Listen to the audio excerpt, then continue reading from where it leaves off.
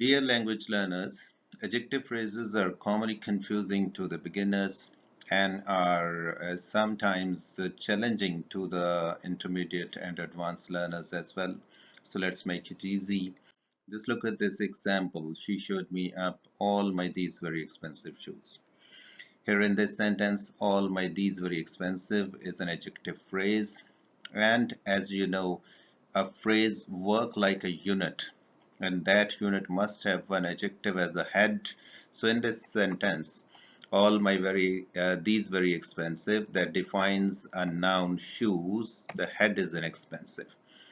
Head means a word that supervises all other words in a phrase, and obviously that is the head, and that is the superleading sentence, a word that makes it an adjective phrase.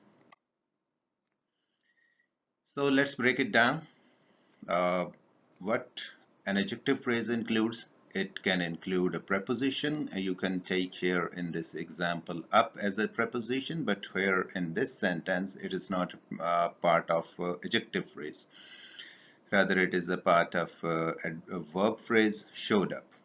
Anyhow, it can take a preposition and a determiner, a possessive, a demonstrative, and adverb, and adjective, obviously.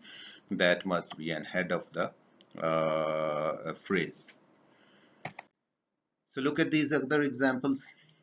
Now, this is your time to pick up the appropriate or adjective phrase.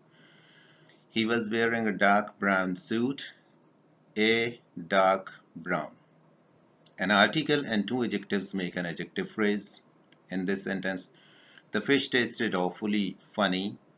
Awfully funny. An adverb and an adjective make an adjective phrase. The fish tasted really awful. Again, an adverb and an adjective make an adjective phrase. He presented a gift to his cute little daughter. His cute little.